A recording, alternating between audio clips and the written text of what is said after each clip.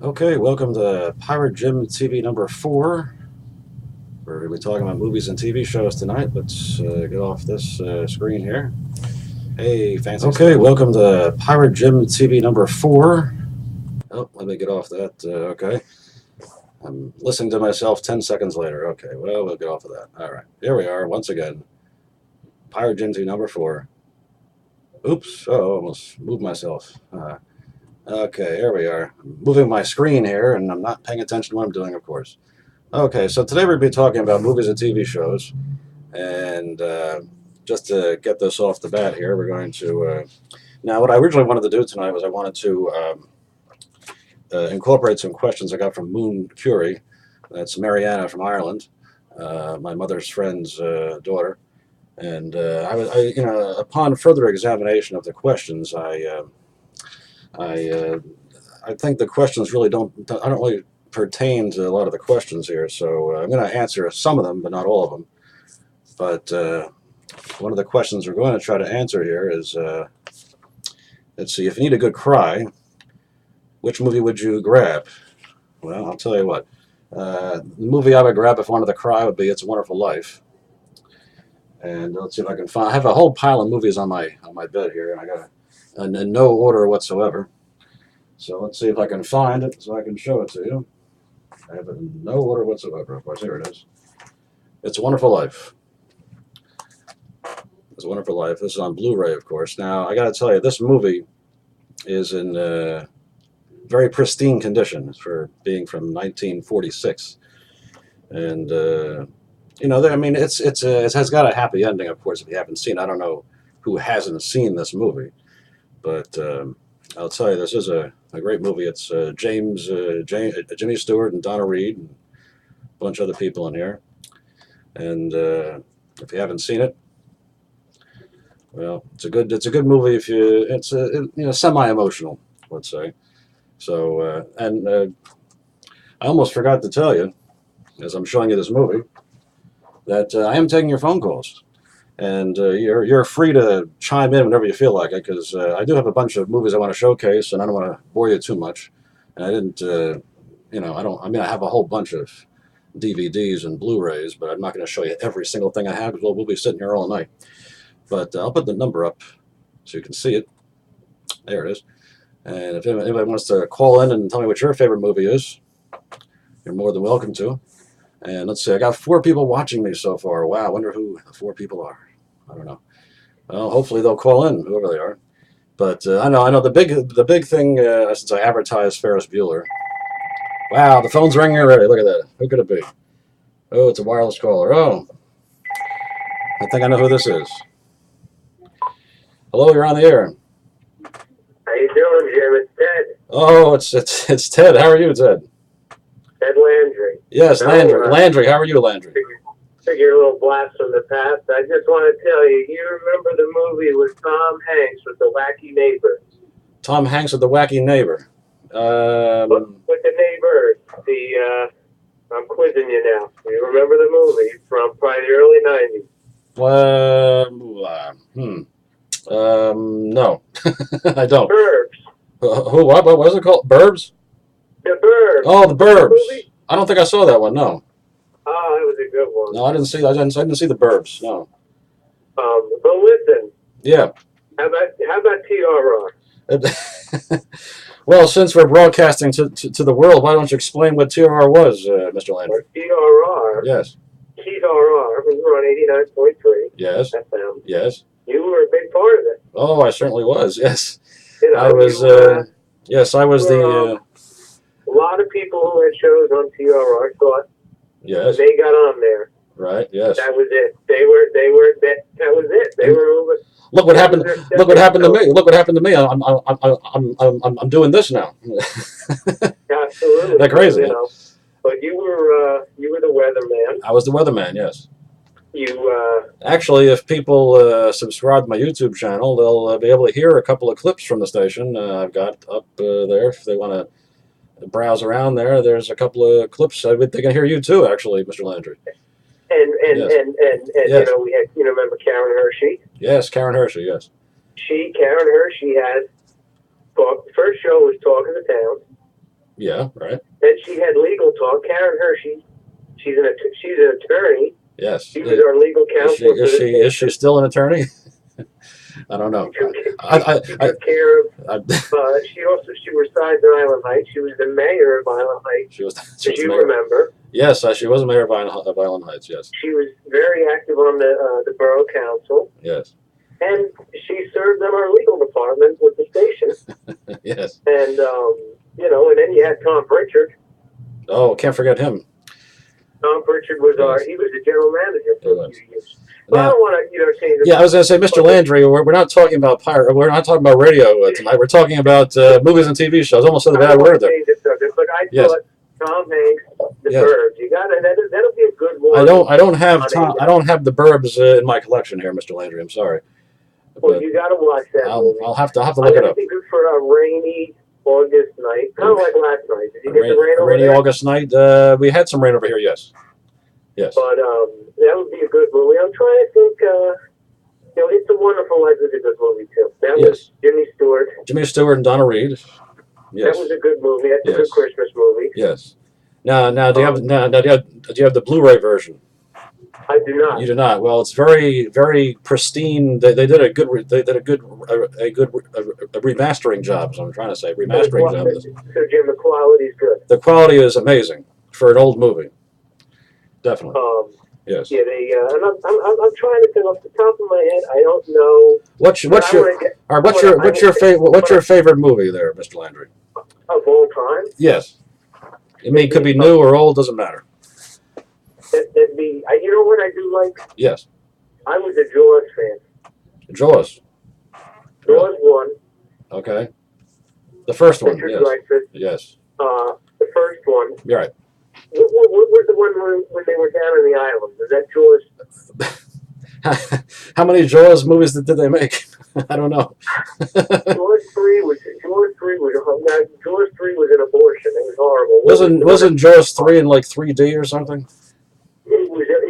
I think it was a 3D one. I think it was. Yeah, with the funny glasses. The water park. The water park. I don't know. I lost count after 6. I don't know. It was. Yeah. But I want to give a shout out to Tom Pritchard. Yeah. Do you think Tom is listening or watching this? I wonder. I tried to have him listen and figured he'd call in because he's good for a conversation. Oh, I'm sure he is. Yes. But listen. Yeah. Let me get. I got a whole bunch of things to get through here in the next half hour. A lot of stuff I'll be watching. All right, Jim. It was good talking. Yes, you too, Ted. Thank you. All right. Bye-bye. Bye-bye. Okay, that was Ted Landry checking in. He was the former general manager at WTRR 89.3. The Sounds of the Shore. Yeah. But anyway, yes, since the advertisements I did for this show involved Ferris Bueller, I guess I should show Ferris Bueller's Day Off, also on Blu-ray, by the way. This is my favorite movie. I've seen it a zillion times, and I saw it in the theater when it first came out in 1986.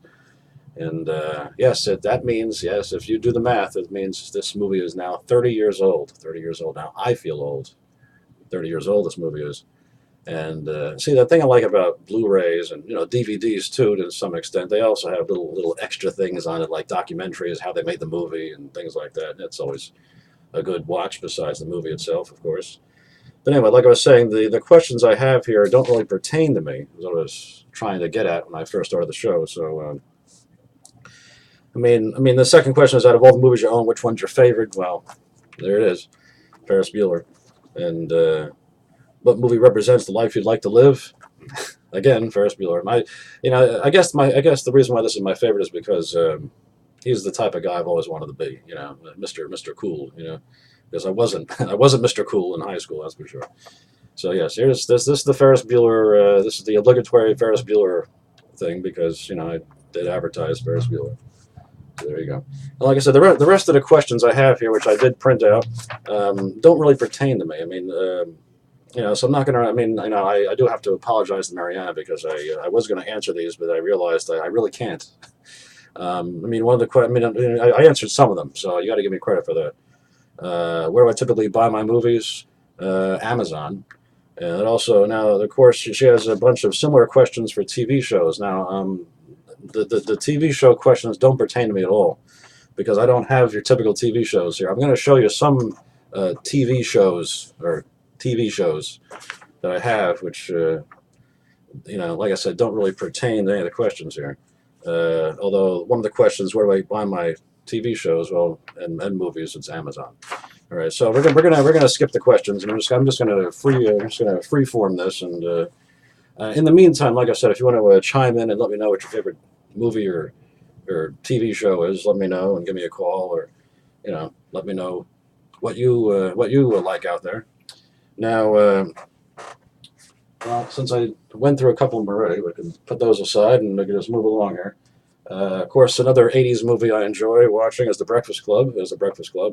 Another John Hughes movie who did Ferris Bueller. This movie also came out in, I think, 85, 86, 85. So now this was the 25th anniversary edition of The Breakfast Club, and it's got a documentary on it. I think it's got interviews from the cast 25 years later. Good cast: Molly Ringwald and Emilio Estevez. And now you have to watch this if you haven't seen this. This is an awesome movie. Reminds me of high school a little bit. And I think, if I'm not mistaken, somebody out there can correct me if I'm wrong, but I think the Breakfast Club and Ferris Bueller were both filmed in the same high school in Chicago, I think. But yeah, this is also a wonderful, wonderful movie. And now this is kind of unusual. I'm not. This is, and I do have a lot of Blu-rays. The next movie is interesting in the fact that this is a movie called Dead Calm. Dead Calm is a movie. I think this was Nicole Kidman's, first movie, and it's interesting in the fact that it takes place on like a ship in the ocean, and oh, and my train of thought just crashed. Who is this? Oh, apparently nobody, because it didn't. It only rang once. Okay, I guess they changed their mind. Oh no, they changed their mind again. Let's see who it is. Oh, it's a private number. Oh boy, let's see who this is. Hello, you're on the air. Yeah, how you doing, Jim? Yeah. Who's this? How you doing? This is Ray from Bricktown. Ray from Bricktown. Okay, you sound just like it. Oh, no, never mind. What's going on, Ray? Not much. I'm going to quiz you right now. Yeah, all right. We'll go back to 1982. 82, okay. All right. Yeah. It was a movie about a high school. Movie about a high school in 82? 1982. Yeah. It was a movie. Yeah. Okay. That took place at a high school. Took place at a high school, yes. And, anything else? There was yeah. There was a song by Jackson Brown. A song by Jackson Brown was in the It was movie? one of the theme songs. So a song by Jackson Brown was in the movie? Yeah, it was one of the theme songs. You're like the movie. Do we know what the name of the movie? Do we know what the name of the song is? What's the name of the song? What's the name? Somebody's Baby. No, yeah, I don't really know. Fast Times at Ridgemont High. Oh, was it really Fast Times at Ridgemont High? Okay. Yeah, I've seen it. I don't have it here, but I believe I have seen it at some point in the past. Yes, but yes, yes. It was a good movie. Yeah, it was all right. It was good. Yeah. Have you ever seen, since I'm advertising, Dead Calm? Have you ever seen Dead Calm with Nicole Kidman? No. No, you haven't. Well, it's a very good movie. It's hard to describe. Some guy on a ship tries to abduct or kidnap Nicole Kidman's character, and Nicole Kidman's husband in the movie tries to save her, and it's a very interesting movie.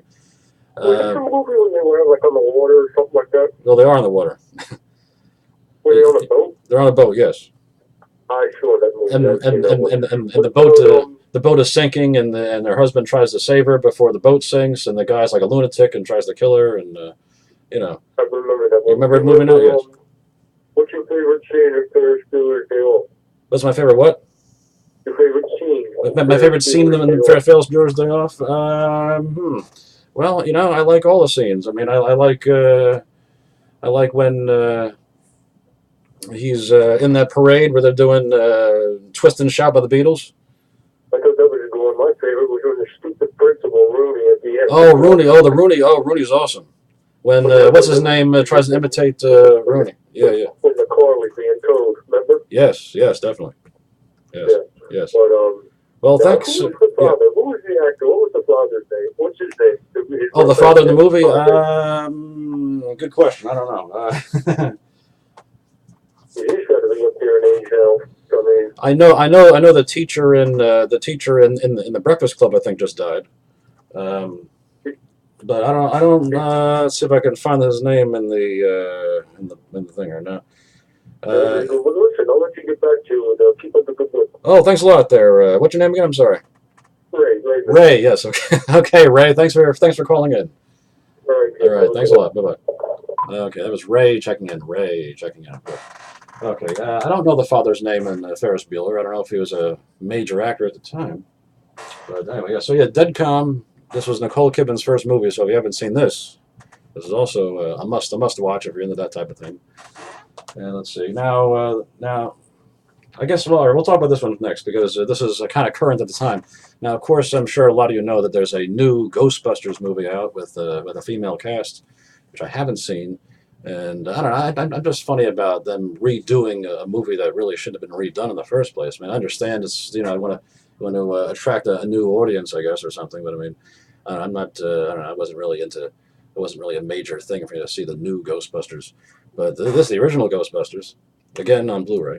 This is the original Ghostbusters, and the interesting to note with this is now I'm sure a lot of you know that there's a 4K TVs that are out right now, and pretty soon there'll be 4K discs. I just found out about a month or two ago that they released Ghostbusters in 4K, which is like 4 times the definition of HD. Now, I read a review about that, and apparently the person who reviewed it thinks the Blu-ray is as efficient as you're going to get because the 4K version of Ghostbusters, you start to see the limitations of the source material, meaning that you see all the little imperfections of the special effects of the time when you upconvert a movie that's with so much clarity in it. You get to see all the little imperfections in the ghosts and the Marshmallow Man and things like that. But this is the original Ghostbusters, and you have to live under a rock if you haven't seen this. And I did see Ghostbusters 2, which came out a few years after this, and I wasn't too impressed with Ghostbusters 2. I don't know, but Ghostbusters 1. Oops, I just lost my screen. Where'd it go? Ghostbusters, the original Ghostbusters is awesome. So if you haven't seen that, you should definitely see that. That's where I get my screen. There's my screen. My screen went blank. That's not good. Okay, so this is the original Ghostbusters. Now, I'm not into horror movies at all, really. Like Nightmare on Elm Street and junk like that. But I mean, this is the exception to the rule. This movie, the Amityville Horror, was filmed in Tom's River, and so this is the reason why I like this movie. It was filmed here, so you get to see the 1970s version of Tom's River. The house this was filmed in used to be downtown. Well, it is technically still downtown, although they've remodeled the house many times since then. I think they actually moved it from its original location, but still in the same general area where it was back then. But this was James Brolin and Margot Kidder and Rod Steiger was in this movie, the Amityville Horror, based on supposedly a true story. The house was originally on Long Island, and they unfortunately what they wanted to do was they wanted to use the actual house for the movie, but they decided to find a similar looking house down here, which they supposedly found, and they had to remodel a little bit to make it look like they would like the real house. But again, this is the Amityville Horror filmed in Tom's River. Now, all the times I've watched this movie, every time I watch it, I see something I haven't seen before. I see little things in the background, recognizable things that I remember when I was a kid that were there, but of course they're not there anymore. But this is also a good movie, and so if you're into semi-interesting horror movies, locally filmed, Tom's River, Amityville Horror, very good movie. Now, let's see what else I got here. I'm trying to go through these relatively quickly because I have a lot to show you, and I don't want to go on forever with this. But now this is a movie that actually took a long time to get the Blu-ray, and they finally released it a few years ago. And this was Who Framed Roger Rabbit, the 25th anniversary of Who Framed Roger Rabbit. And this is an interesting movie in the fact that it took like a few years to make, and it actually features like a lot of different cartoon characters besides Roger. But this is a live action / animation film, and the guy who did the voice of Roger Rabbit is Charles Fleischer. I'm actually friends with Charles Fleischer on Facebook. Very, very interesting fellow, and he posts a lot of interesting. He does a lot of drawings and computer animations and all sorts. He's a very smart guy. He actually used to have his own web show, not on YouTube, unfortunately. He used to do a web show on Ustream, which was my original home of PirateJim TV was on Ustream, not WebStream, Ustream, and he did a show. I think every week. I think it was every week. He did it out of his house, and it was he for a while he did the show by himself. Then he eventually had guests on. It was very interesting. He was talked about a whole variety of topics, and it was very entertaining. I think he did like 30-something episodes, and then it abruptly ended. But anyway, Charles Fleischer did the voice of Roger Rabbit, and of course, this disc. See, again, like I said before, a lot of these discs have all sorts of extras and things on them, which I find extremely interesting. So, you got to check out Roger Rabbit. Put it over here. Now, of course, as you know, I'm into pirate radio. And I do have a couple of pirate radio movies. Let's see, one of them that came out. Where'd the heck the other one go? Again, I don't have anything organized here whatsoever. Anyway, one of the pirate radio movies I have is actually called Pirate Radio. Now, this movie actually originally came out in England. Oh, I got a text. That's Nancy Maraglia checking in. She wants to see Deadcom again. Well, here it is. But anyway, Pirate Radio is a movie that originally came out in England, and then they eventually released it in the United States. But this is about the pirate ship, the Radio Caroline, that was based in Britain in the 1960s. This is what this movie is loosely based on. And it's got if you're into that type of thing, I thought this was very interesting. It just didn't do well in the box office, and it actually came to video pretty quickly. It's got a bunch of unknown actors in it. People I've never heard of before, and I don't think I've ever seen them in another movie since. Philip Seymour Hoffman, Bill Nighy, Rhys Ifans, and I don't even know what these people are. But a lot of English accents going on here, But if you're interested in pirate radio history, seek this out if you can find it. But now the other movie I have, of course, is Christian Slater's "Pump Up the Volume," which I know I have in here someplace, but I don't know where it is. I know I took it out. I don't know when I lost it. Where the heck did it go? I don't know. I lost "Pump Up the Volume." I know I took it out. I'll probably find it after the show's over. But yes, if you "Pump Up the Volume" with Christian Slater, which I do not. Let's see. I don't know where it is. I'm sure I'll find it at some point. But yes, "Pump Up the Volume" by Christian Slater. Probably one of my all-time favorite pirate radio movies. So if you want to check that out. Now, one of the newer. Now, I've been showing you a bunch of old movies. Probably the newest movie in my collection came out fairly recently, called the Social Network. Yes, that's the same text from before. The Social Network, which was based on Facebook. And now this movie, the person who plays Mark Zuckerberg, his name is, where's his name? Jesse Eisenberg. And this was a very good movie. In fact, I think Justin Timberlake's in this movie as well. And now, according to Mark Zuckerberg, this movie was very overly dramatized, because apparently it wasn't as exciting as it pertained to be in this movie. But I guess you have to overly dramatize, certain events to make it more watchable.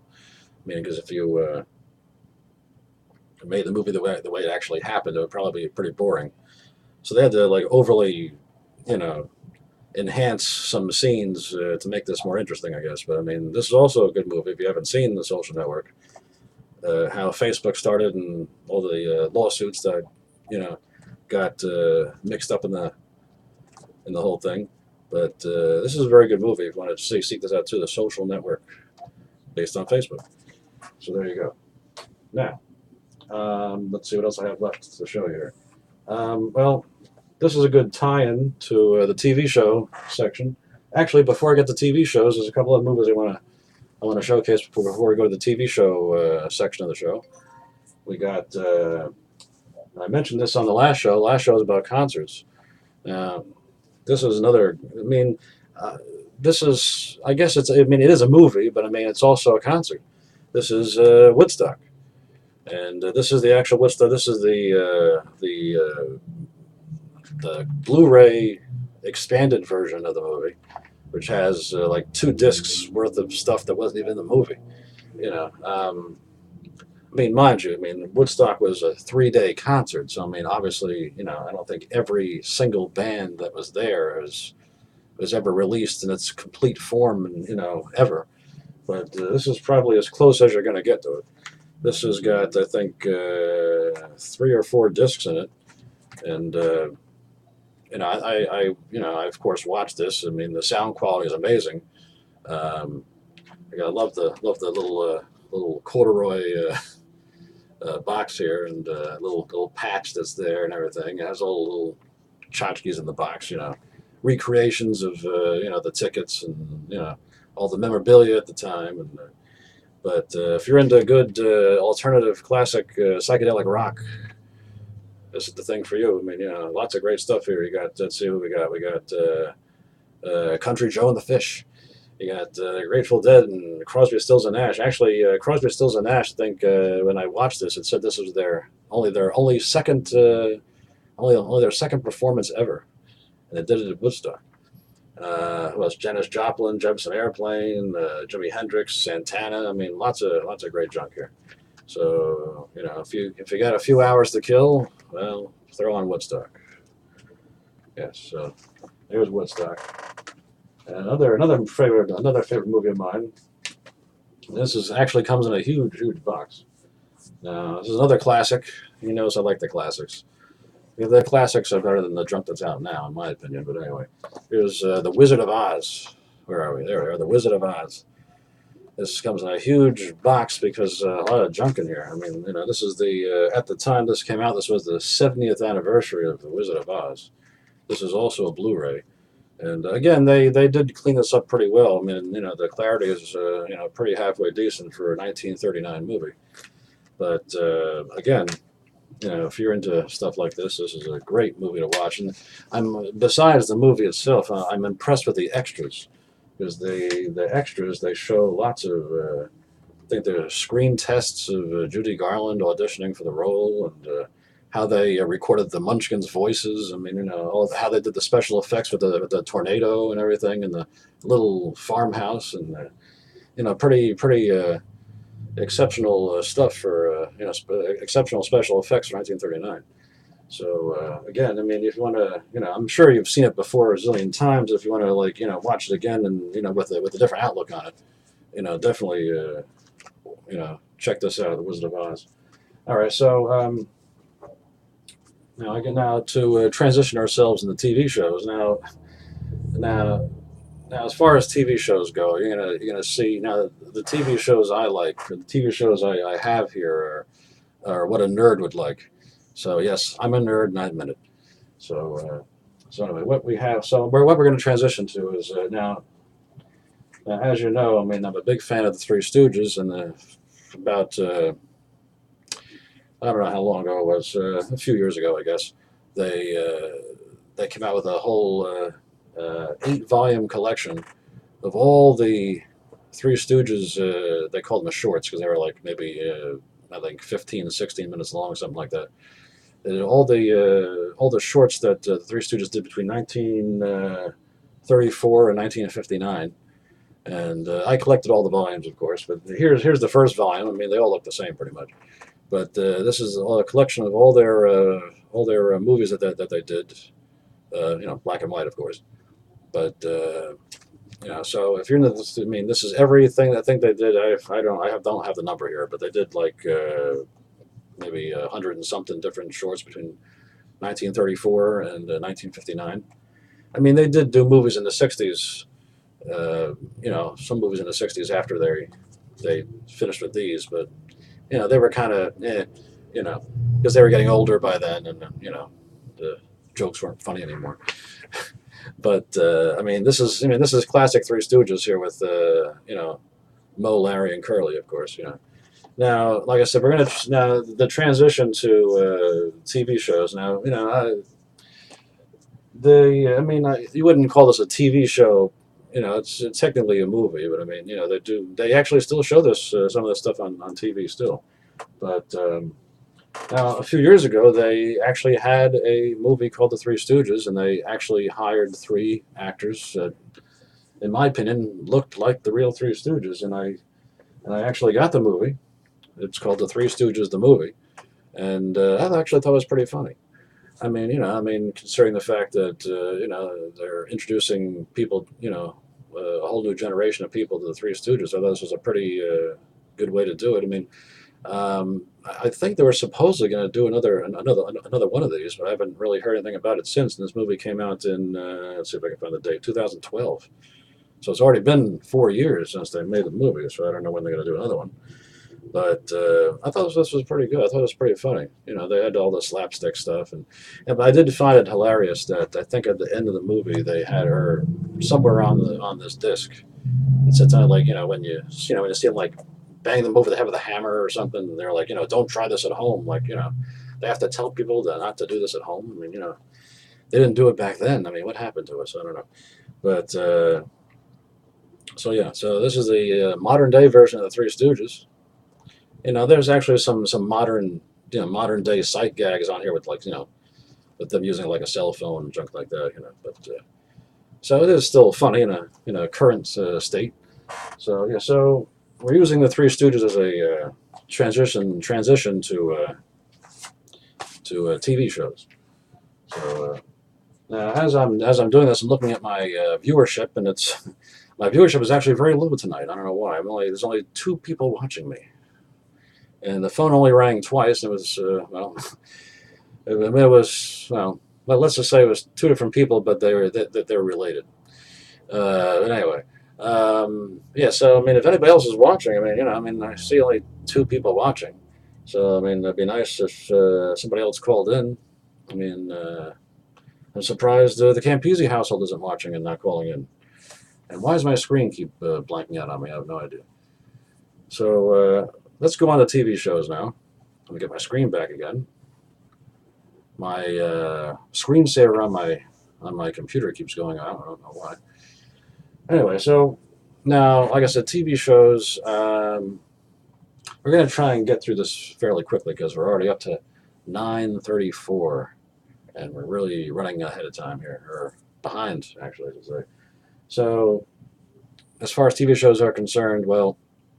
You can see the nerd in me because I'm going to show you stuff that probably not a lot of people have.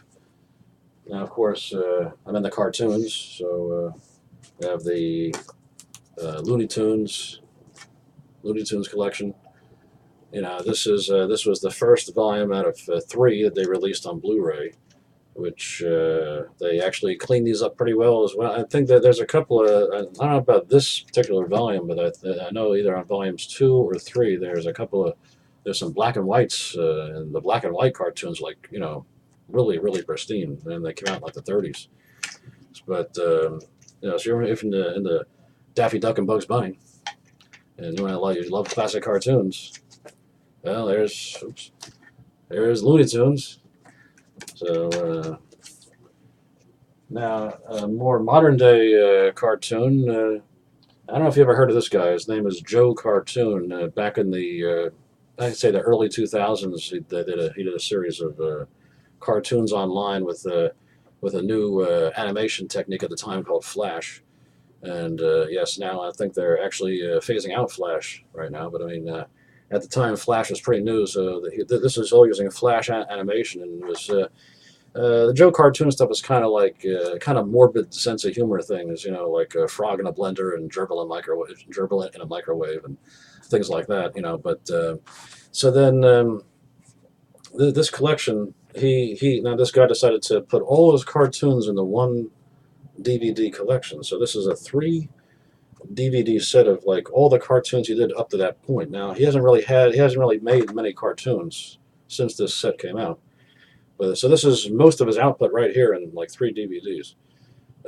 Yes, it's called You Ain't Got the Balls. Now interesting to note that this was heavily advertised at the time.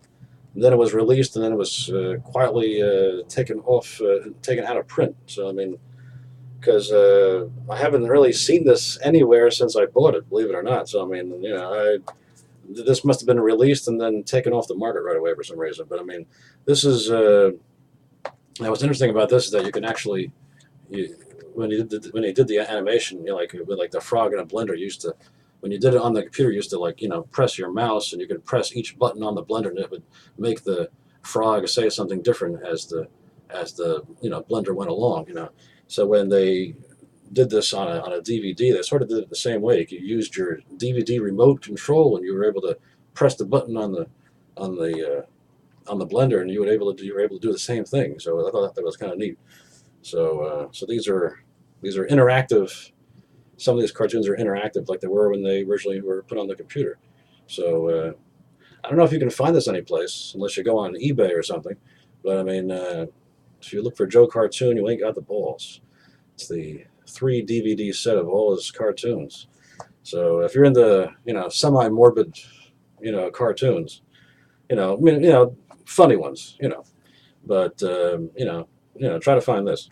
So now, as far as other cartoons, again, I'm gonna try to go through this as quickly as I can because we're running long and nobody's calling in.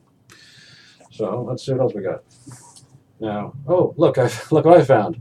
I found Pump Up the Volume. There it is. That's what I was looking for before. There's Pump Up the Volume with Christian Slater. Okay, so there you go. So now, as far as other cartoons, now I also loved Ren and Stimpy. Remember that cartoon from Nickelodeon? And I have the 4 seasons that Ren and Stimpy were on Nickelodeon. This was the first and second season DVD, and I do have season 3 and 4 over there. And by the time they got to season 3 and 4, the show was getting kind of wackier than usual. So Nickelodeon, I think, canceled the show in 1995. And the show was a few years later. The show was resurrected on the Spike TV channel, and it was more adult themed. But the only thing was, it was a little bit too adult even for that channel because they only showed a couple episodes and then they canceled it. But never fear, because they did eventually release all the cartoons they made for that channel on a DVD, which I have over here. This is the Ren and Stimpy Lost episodes. I think only 2 or 3 of these episodes actually aired on TV, and the rest of them were deemed a little bit too risque for the TV. So, these were more adult-themed Ren and Stimpy cartoons. For example, there's one where at the beach. You can see the cover. But yeah, there's an episode where they're at the beach, and that wasn't shown on TVs. And if you ever watch this, you'll realize why it wasn't shown on TV. But this was actually very interesting. The lost episodes of Ren and Stimpy. So there you go. And let's see what else we got. Now, of course, I'm also in the game shows. So game shows, we have, this is the original Price is Right with Bob Barker. Now, this was released after he retired. This was like a bunch of shows from the 70s, and I think the last week of shows he did when he retired in 2007. Yes, it's almost been 10 years since he left. Isn't that amazing? And I still watch Drew Carey's version once in a while. But so this is a collection of Price is Right shows, and just to make it, just to follow in the continuity of it all, we got the Best of the Match game, With this is the Gene Rayburn match game, not the Alec Baldwin version that's out right now. Which I actually caught one of the new ones last week, and it seems to be staying true to the original. Even with I think the new show even has the orange shag carpet that used to be on the '70s version of the show, which that was interesting. And let's see what else. Well, and of course, I'm sure you all heard that Bob and Luis and Gordon all left, or all retired from Sesame Street recently. Well, of course, since I grew up on Sesame Street, we have to, of course, they actually had highlight DVDs of Sesame Street, believe it or not. And when I first got this and I watched this, I couldn't believe the fact that I hadn't seen these shows in like 30-something years. And as soon as I put this on and watched it, I remembered every single thing that was on this disc as if I saw it yesterday. I mean, these shows are like ingrained in your head. I mean, it's absolutely amazing that I can watch this and remember every single thing that was on this show from way back then. So yes, this set covers 1969, 1974, and the other one runs from 74 to 79. So if you want to really have a good throwback, well, throwback with Sesame Street, and yes, the back here. I'll show you the back of this is Snuffleupagus. So there you go. And last but not least, if you grew up in New Jersey. One of my favorite TV shows growing up was the Uncle Floyd Show. Now, Uncle Floyd was only on in New Jersey. He was on various channels between 1974 and 1999. And most of the Uncle Floyd DVDs I have are bootlegs because nothing was actually really officially released from the show because of all sorts of legal meandering and whatnot. But Muggsy, who was a cast member of the show, he was for a time selling his archives of the show, and I got them all pretty much, I think. And then in the mid 1990s, Muggsy actually did a spin-off show called The 11th Hour, which was sort of like the same type of format as the Uncle Floyd Show, except it was more enhanced, more engaging skits that were used to more than what was on the Uncle Floyd Show. But so this is the 11th Hour, or one of the 11th Hour DVDs I have, and this is one of the Uncle Floyd Show DVDs I have. But I have quite a few more than that. But so Uncle Floyd was like they did like skits and all sorts of crazy stuff, and it used to be, it started out as a kids show and then it evolved into more than a kids show. It's very hard to describe. If you ever seen old episodes of, like, say, Soupy Sales from the '60s, I mean, it's sort of like a variety show with a comedic edge to it, and sort of like aimed for kids, but it was like more for adults could watch it too. It was like a kids show for adults, I guess is a good way to put it. But so that's pretty much all I have to show you. I mean, again, I'm surprised I only had a couple people call in tonight. I mean, I've been keeping track of my viewer count, and only 2 people are watching me. So I was hoping for more interaction tonight instead of me sitting here talking to myself. But so that's pretty much all I have to show you tonight. I mean, if anybody else wants to chime in before I shut this thing off, since I'm running extremely late here. I'm gonna take off the number. We're gonna take off the number. There it goes.